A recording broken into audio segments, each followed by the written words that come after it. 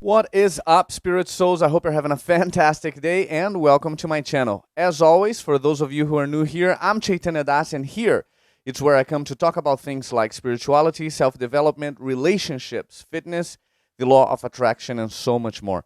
But most importantly, I talk about all these things in connection to the supreme intelligence behind the stringent laws of material nature, in connection to the one known in the Vedic scriptures as the Supreme Personality of Godhead, the all-attractive one, Kṛṣṇa.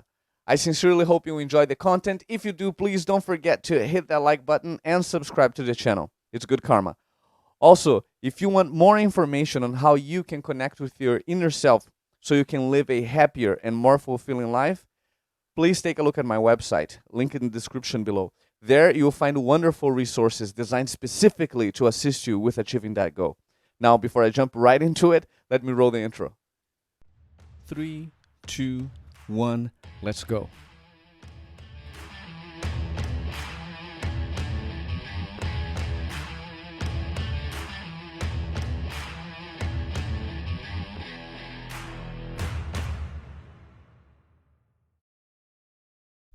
Oh, I love God, I just don't like you.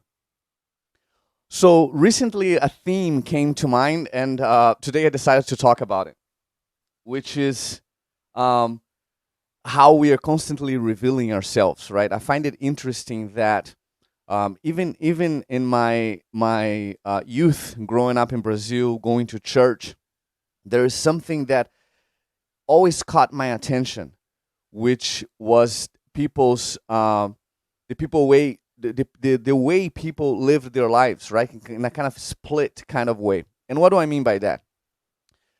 People that uphold a certain spiritual belief, right? Like Christian, I grew up Christian, and the Four Square Gospel Church in Brazil. It's kind of like a Baptist kind of church. We did a lot of preaching work with other Baptist churches and churches around the city. And one thing that, I mean, it was a great. I had a great childhood. I grew up in church. My mom, sang in the choir and stuff like that. But as I grew up, got into my teenage years, I went through my teenage years in church, right, participating in several different functions, being an active member of church, participating in the worship and praise, playing instruments, etc. Right? So one thing that caught my attention, especially after my mom passed away when I was 17 years old, was something that, quote unquote, tested my faith, right? Because I started observing people's behavior and how that behavior lined up with our spiritual belief, with the things they themselves were preaching. And I found disparities there. I found differences, right? And that was something that turned me off a little bit to the whole religious concept and things like that, because it's kind of the things, do what I say, but don't do what I do, right? And it's like, no, do as I say, and as you say, you must do, right? I don't know if that is a thing, someone said that, but that's how I think I try to live my life, right? And I think is the best way to approach life, especially for those that are holding a position of prominence in a religion, in a church, in a community, or whatever that may be, right? Someone that has a voice. And I found that in church, I found those disparities. And again, when I got into my teens, especially after my mom passed away, the rebel kind of phase, got into so many other things, which distanced me from, distanced, is that a word? From church, right? Then life goes on, work, all those things, came to the United States. Now I've been here for, almost 20 years, going on 20 years, I think, 17, 18 years. Anyways, going on 20 years. No, what am I talking about? I came here in 2003. So yeah, going on 20 years, 18 years. So one thing that really got to me, and I always, I noticed, not recently, but also in a completely different environment, right? And that's why it's interesting, because you can see that it's just human behavior. It's kind of that human faulty behavior. I don't mean to find faults or blame anyone and point fingers, but it's just my observation, and I can find that within myself. And because I see clear in others, that is evidence that I have that in myself. So I believe that my goal is to just police myself, identify where do I do those things that I'm identifying in others. Where do I do that in my life?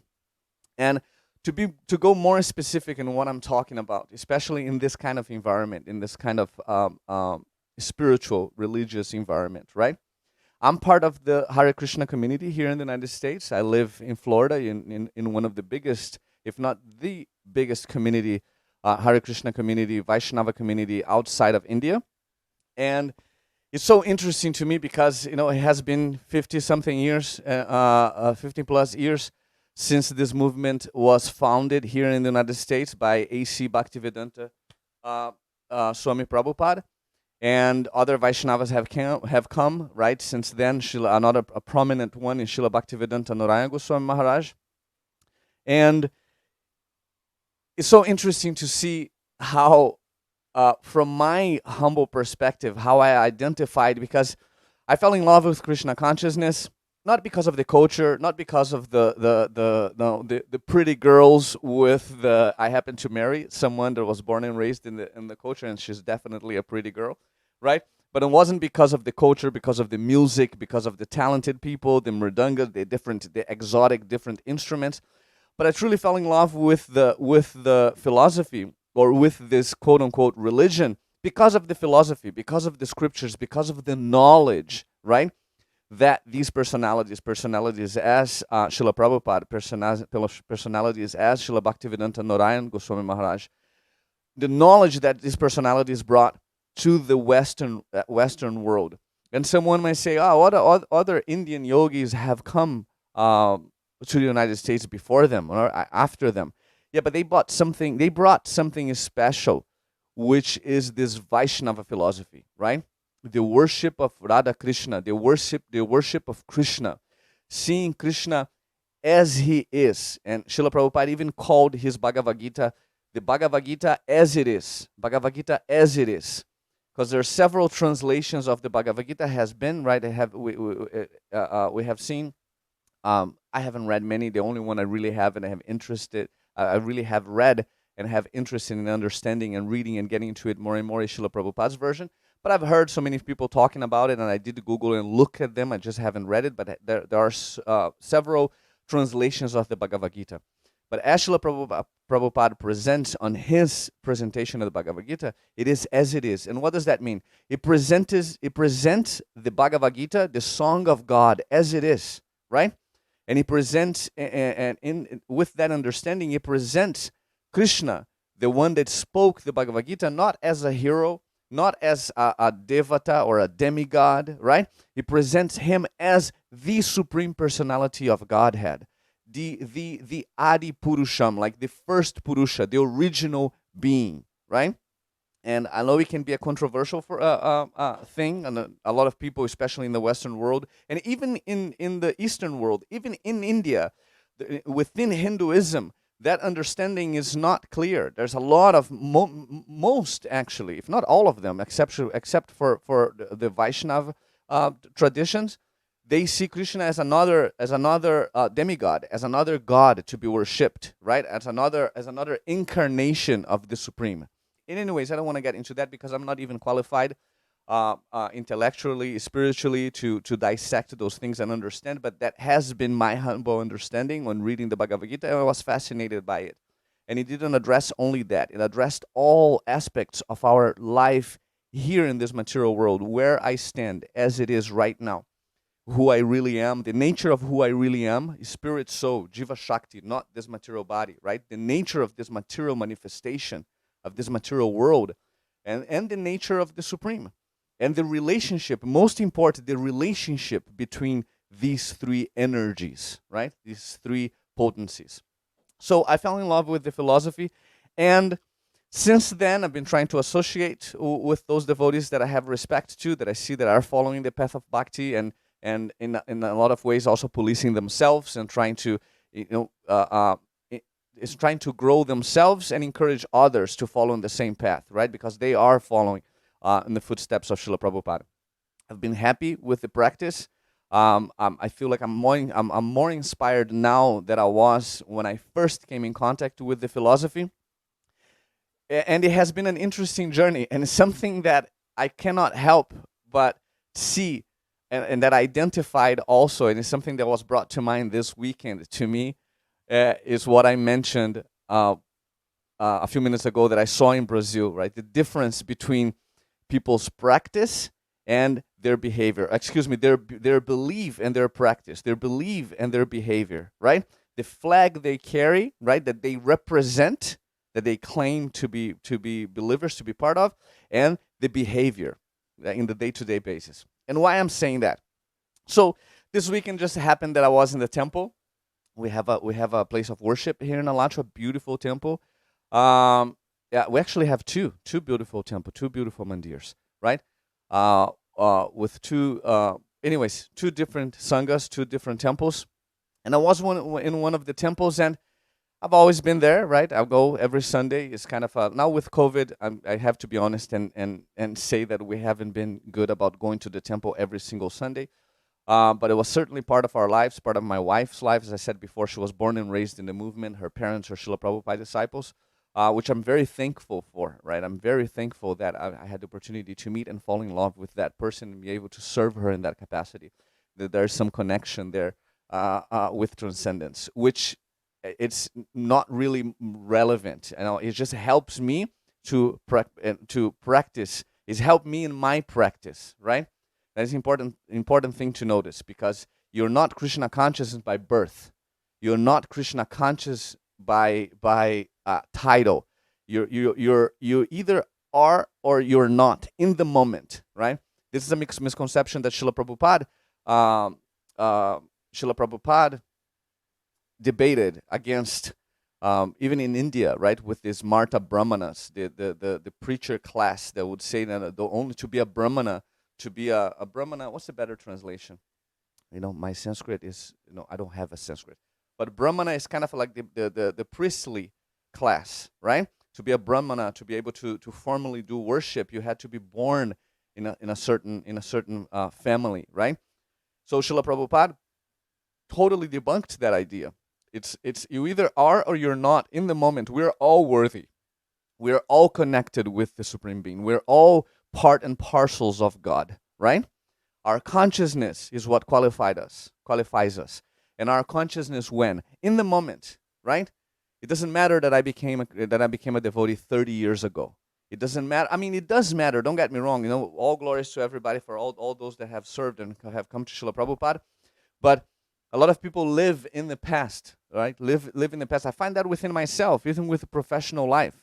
So many times I find myself, which I'm trying to be, and I am much better about it right now.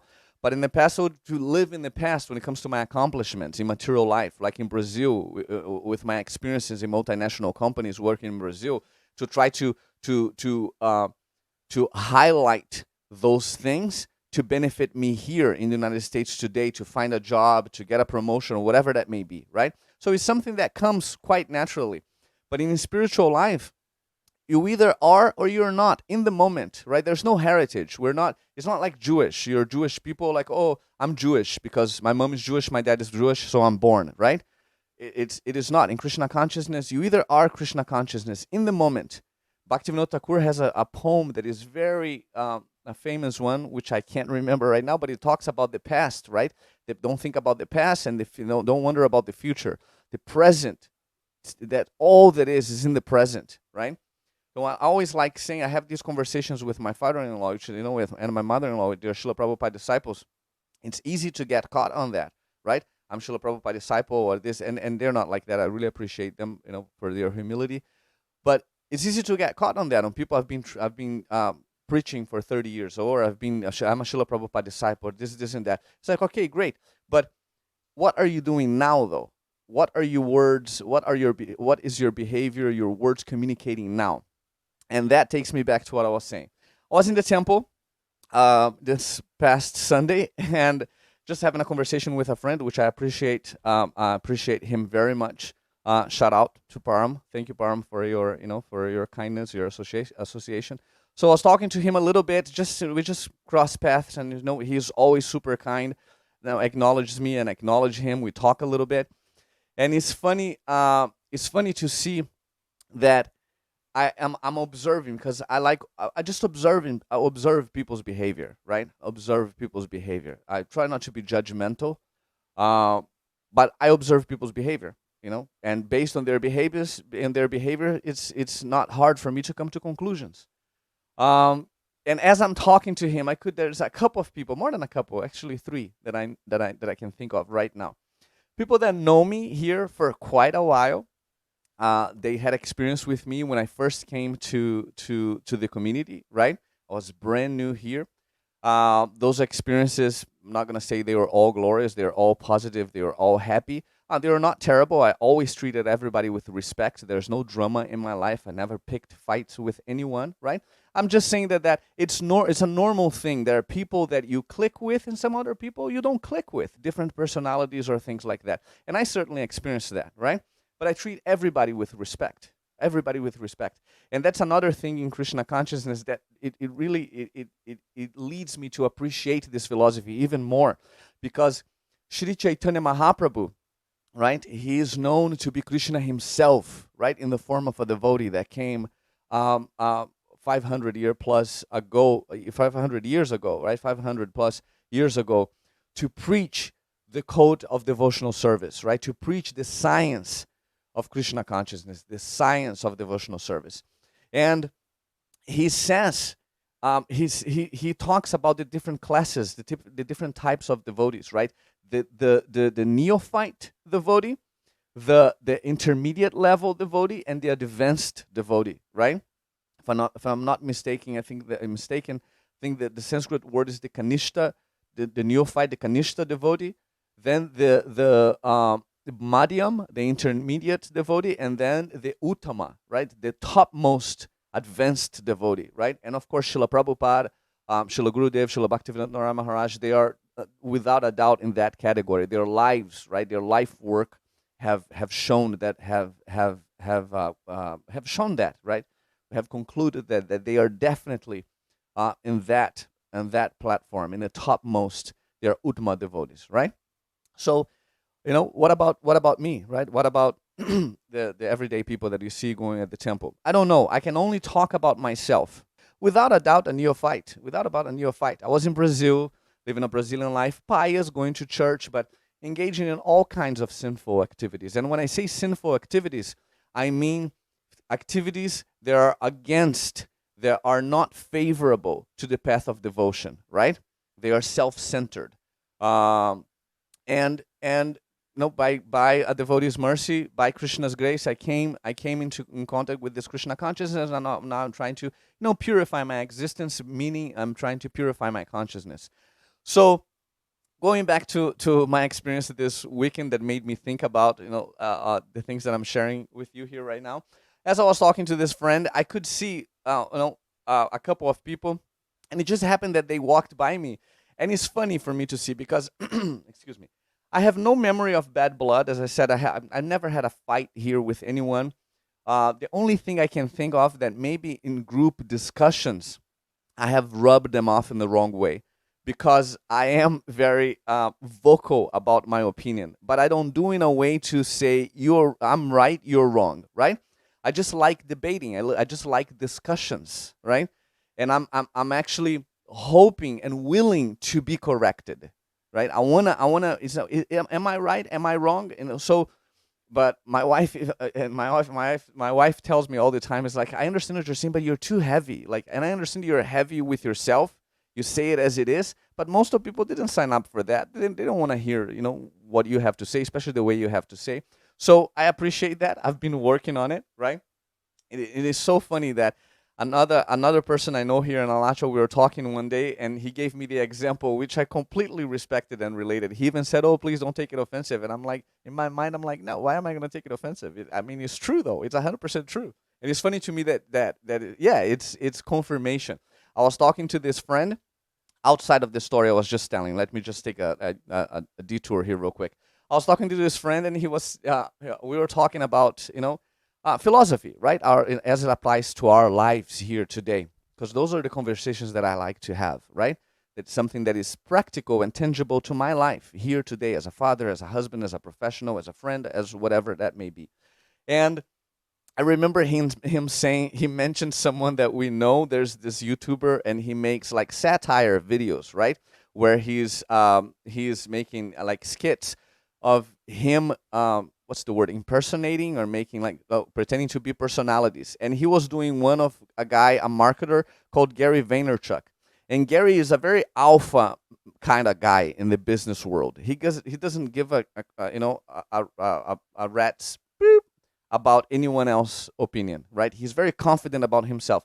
He's very respectful. He respects everybody, but he's very confident about what he thinks. But he doesn't have a problem changing his mind. And I like the way he puts it. He's like, I change my mind all the time, right? I think about something. If I get more data, if I get more information that helps me come to better conclusions, I change my mind. I have no problem, right?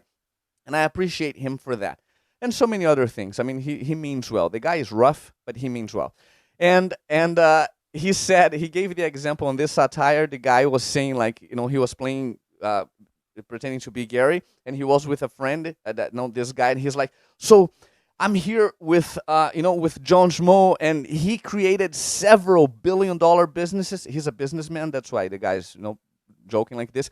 He created several billion dollars businesses. He has a lot to share. I can't wait to hear what he has to say. So, John, what do you think is the state of the world today? What do you think people should do to really move in the direction of what they want? And then the guy that was playing with him was like, maybe I think, and he's like, shut the F up, self-awareness, yo. That's all about self-awareness. So it's funny to see, like, he's very, like, aggressive like this. He's not disrespectful. He's a satire. But my point is, Gary doesn't really give a damn about who you are. He doesn't care. He's looking at what you're doing right now. And when he gave that example, and kind of like, dude, talking to you is like, and he gave this example, right? And then I was thinking, like, why I act like that, right? Why do I and I see that rubs people off in the wrong way, and I act like that. It's kind of for the same reason. Like, I don't care who you are. Like, I don't care what you did.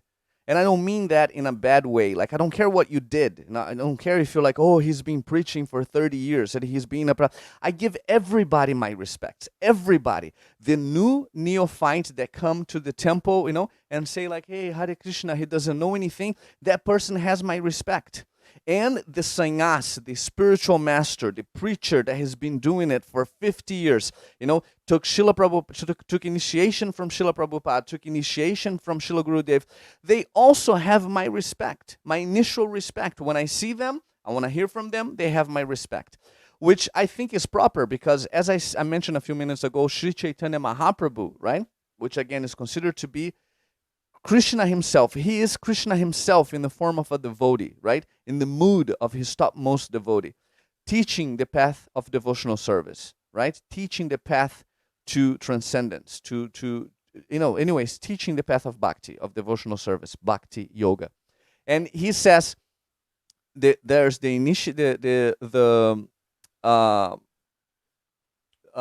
kanishta, the neophyte, excuse me, couldn't think of the word. The neophyte devotee, there's the intermediate devotee, and you have the advanced devotee. And he says how you should address those devotees. And the neophyte devotees, he said, you should pay obeisances in your heart. Respect them. Pay obeisances in the heart. Why? Because in other instances, he was saying, who is a Vaishnava, right? Who is a devotee of the Lord? A person that chants Hare Krishna once, that says Hare Krishna, in his words, should be considered a Vaishnava. And I understand, not that I understand that, but it really resonates to me because it's true. I've been to places, seeing preaching, seeing people trying to preach and talking to others and asking others, right? In a football game, you're going to go and do some preaching, and people are asking like, hey, chant Hare Krishna. You see some people like, what?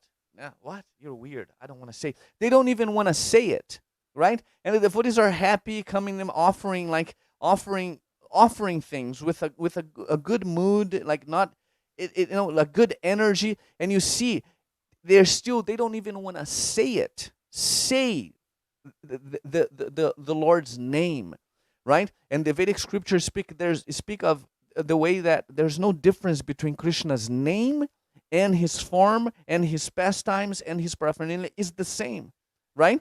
The difference is how am I realizing that name, right? Am I chanting pure name or am I chanting just ABCs, just letters?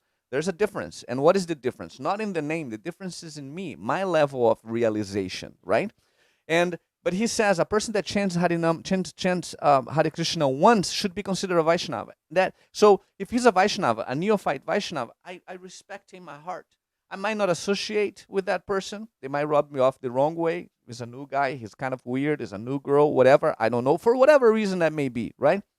And I'm speaking from the heart. Sometimes you just don't feel attracted to people. Just as like, dude, he's not my cup of tea. She's not my cup of tea. You know what I'm saying? But being a Vaishnava, our acharyas, the scriptures have said, like we acknowledge them. We pay obeisances in the heart, right? I'm not gonna wish like any. I don't have any ill like intent towards that person, and I'm not gonna communicate that to make that person feel some negative emotion. Then the medium, the madhyam, which is the intermediate level, he says you should associate with that person, share your mind, right? Converse with that person, which makes complete sense to me, right? And then the advanced Vaishnava, the Uttama, he recommends you should surrender to that person, follow their instructions, right? So with that in mind, and going back to my point, hopefully I'm not being convoluted here. I'm just trying to communicate my thoughts. Going back to my point, as what I experienced this weekend and made me think about these things, that I was talking to this friend and I saw a few people and I experienced that a few times. It was just kind of in my face this weekend that I know these people, I know who they are, like I know their families, they know me. I wasn't born and raised here, but again, I've been here for, I've been here for 18 years now, right? And why I'm saying that, because I was in Orlando for 2 years when I first came here, and then I came to Alatra. But anyways, been here for a while. And they don't know my family. I'm just a Brazilian. I've been in Brazil. I'm a convert, came to the community, right? But they know who I am. With a few of them, if not all of them, I have some history. We hung out together. We did something. Hence, maybe that's why they don't have much appreciation for me. Surely I did something that rubbed them off, and I didn't mean to. It's just the way I converse, the way I debate, right? A lot of people want to be appreciated for who they are, and I appreciate everybody. I'm not going to give you more credit because you're a Gurukuli. Gurukuli is someone that is born and raised in the movement, especially those that went to the school of Guru, to Gurukula, right? I'm not going to give you any more or less respect. I'm just having discussions, and I'm seeing, like, in the moment, I'm showing my appreciation. In the moment. And again, it doesn't matter who you are. And that's just how I go about life, right? And I try to follow, and I try to be in line with Chaitanya Mahaprabhu, what Sri Chaitanya Mahaprabhu instructed in when it comes to how to behave towards a Vaishnava, a neophyte, intermediate, and an advanced Vaishnava. So for me, it's like, listen, and again, let me continue my point. I see these people and they walk towards me. I know you see me. I know you know who I am. And I'm looking them in the eye. You can see our eyes cross path because I'm looking them, ready to acknowledge you and say like, hey, Hare Krishna, right? And we say in Brazil, would say, in Portuguese, we would say, back in the day, in church, would say, paz seja convosco, right? In English, they say here, peace be with you, right? As a Christian, as a devotee, as a Hare Krishna devotee, we say, Hare Krishna, Haribo, Haribolo, chant Hare Krishna, chant the names of the Lord, right? Hari Bolo. Bolo is chant, so chant the names of Hari. Hari Bolo, Hare Krishna, Haribo. So it's normal to see devotees addressing each other this way. So I'm ready to address them. People, they walk by me like it's like I'm not even there, right? It's like they walk like straight and for quite some time now, I understand, especially the 3 or 4 that I'm thinking about right now. They have made it clear that they don't want to have anything to do with me, which again, I can't hate them for that, right? I appreciate that. It's fine. No, not everybody, I'm not everybody's cup of tea, and not everybody is my cup of tea. I don't click with everybody, but I give everybody my respect, everybody my attention. It might be a little bit of attention, as much as acknowledging them and wishing them well, right? Or it might be a lot of my attention, or sharing my heart and having conversations, sharing realizations, or be like trying to give it all my attention, which I try to do to Srila Gurudev, Srila Prabhupada. Although they are not physically present in the planet today, their potency remains, right? The spiritual master is eternal. And I relate to that so much, even as a Christian, right? Jesus Christ's potency, Jesus Christ's influence exists 2,000 years later. It still exists. There are good Christians out there, people that are moving in this path of devotion towards God and gaining more and more clarity. I consider myself one of them, right? Having a Christian background and coming into Kṛṣṇa consciousness. Again, trying to understand who I really am, the nature of this world, the nature of God, right? And why I'm saying that, because these individuals, they've been here their entire life. There's one of them that he speaks, that has a position of attention, like he holds a position of prominence. He speaks on this philosophy, right?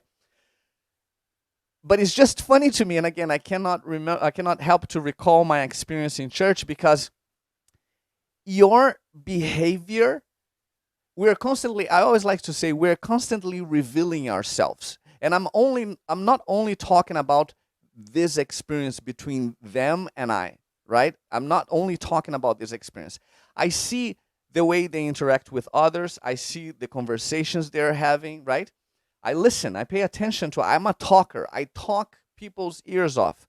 And that's why a lot of them sometimes, people are, they're a little turned off by interacting with me, because I'm excited about sharing my realizations, and I don't mean to, but I talk over people. But I'm not offended when people talk over me, right? For me, it's like sparring, right? And that's what I came to realize. A lot of people don't like sparring. They like shadow boxing. They like working out. They like moving around. They like shadow boxing. They even might like hitting the heavy bag or something like that. But they don't like sparring. They don't want to get punched in the face. I want to get punched in the face. I like sparring. I like the feeling of experiencing it, tangible, right? Something tangible when it comes to these discussions. Some people don't. But anyways, going back to my point, specifically one of the individuals I'm thinking about, he preaches, he talks about this philosophy. But then based on your behavior, not only towards me, but the things that I hear, your realizations, the way you're sharing, your opinion regarding government, your opinion regarding what's going on right now with the whole thing with the pandemic, or the plandemic, as they put, the way I see you're giving your attention and in which mood it seems to me you're giving your attention to these things, I cannot help but conclude that you have not really understood this Kṛṣṇa consciousness philosophy. It's part of your life. Hare Krsna, all glories to you. You're blessed. You're fortunate, right? As we all are, to come in contact with this philosophy, to come, closer and closer to the understanding of who we really are, right? The understanding of the Supreme Absolute Truth, and his potencies and his energies. But again, we're constantly revealing ourselves, and I cannot help but think that, yes, we're fortunate, he's fortunate, she's fortunate, but because he and she or she is revealing himself at every single moment, and I cannot help but do the same thing, and I'm listening to what people are saying, you're giving me evidence that you have not realized what you preached, because your behavior is not in line with what you preach. You have not realized these things. Because if you have realized these things, you would endeavor to bring into practice, to bring it forward, right? That kind of a behavior. Show appreciation. It's like they give the example in this philosophy, they give the example of the bee and a flea. A bee and a fly, right? The bee cannot help but look through a stool field, right? A field full of stool. But if there's a flower there, the bee will fly straight to that flower, right? And look for nectar. And the fly cannot help but go to the doo-doo, right? And our Vaishnavacharyas, the devotees, encourage us to be like fleas. Look and find appreciation. Look and find wherever you can find things to appreciate. Look for that. And I like to use that example in this kind of situations because, again, I don't click with everybody. There are people that literally it's hard for me to have conversation because of their tone, because of their approach, because of who they are.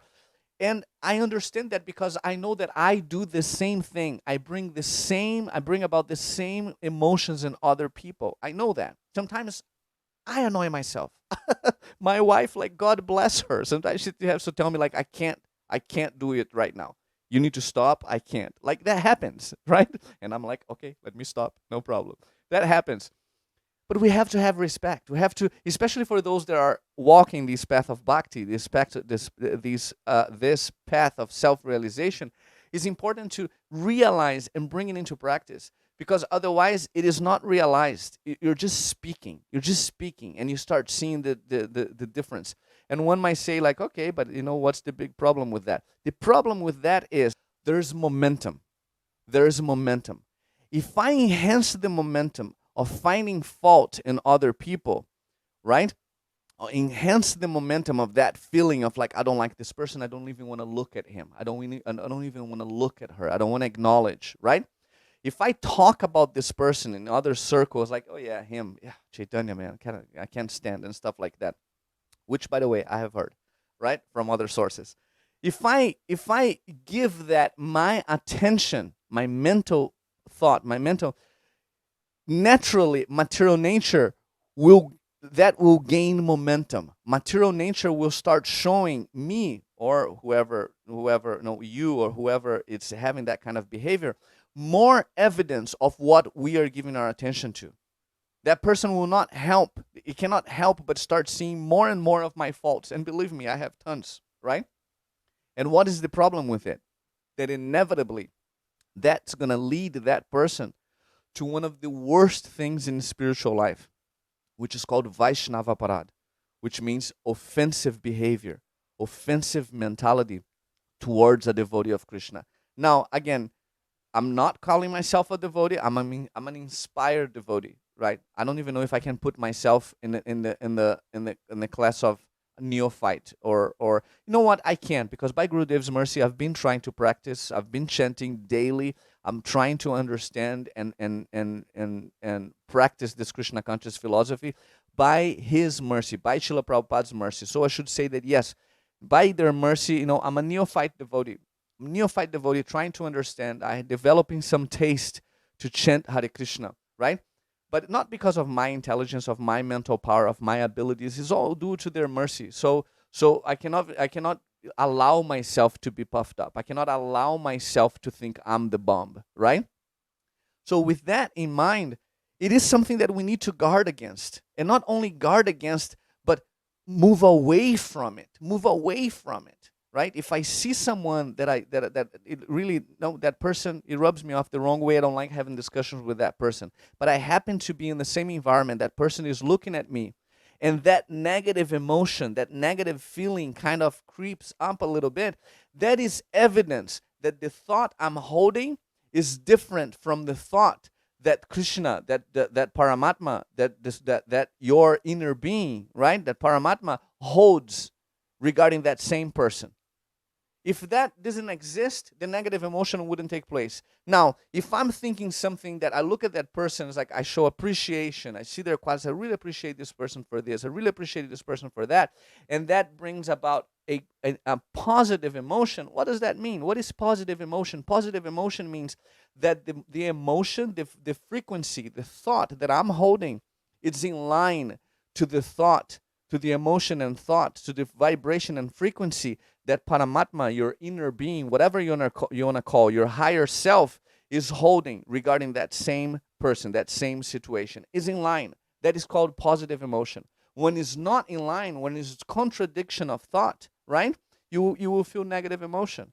And that is always there. Why? Because Paramatma is not judging that person in the same way that I'm judging. But Paramatma, your inner being, my inner being, right? My higher self is not finding fault or judging that person. my inner being, Paramatma, understand where that person is, understand the momentum that had led that person to the situation, wherever they are right now. And that's why I appreciate Krishna consciousness so much, because it talks about all these things. It covers all these things, and then it transcends it, because it takes one to the path of bhakti, to develop relationship, right?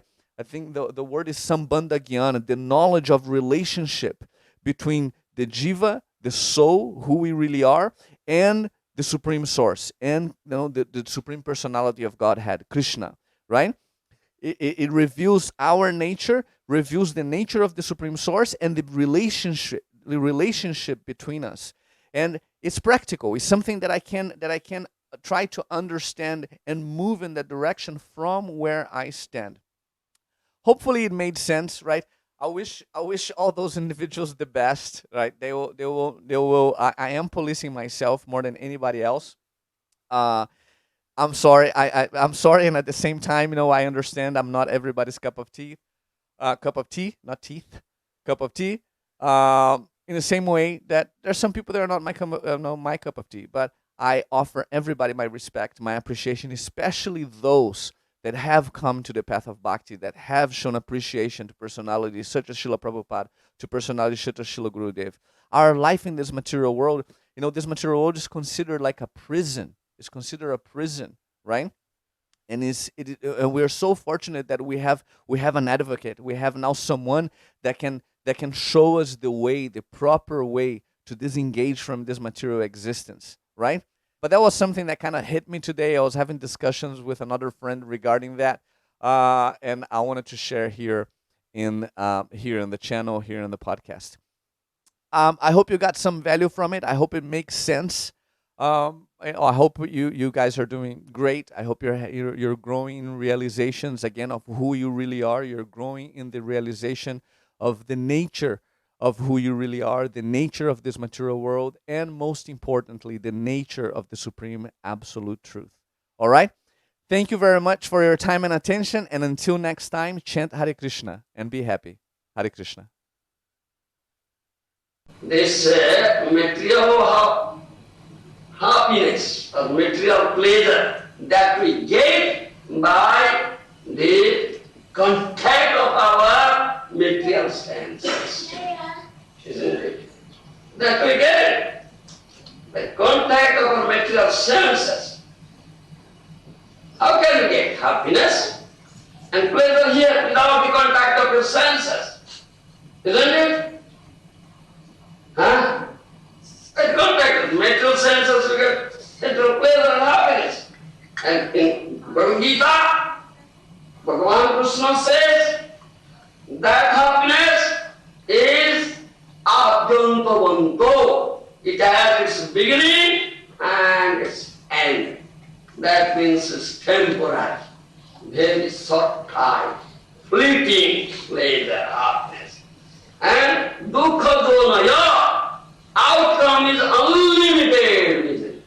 Unlimited. You understand? Not the one who is really learned person, wise man, intelligent man. He never runs after it. He never runs after it.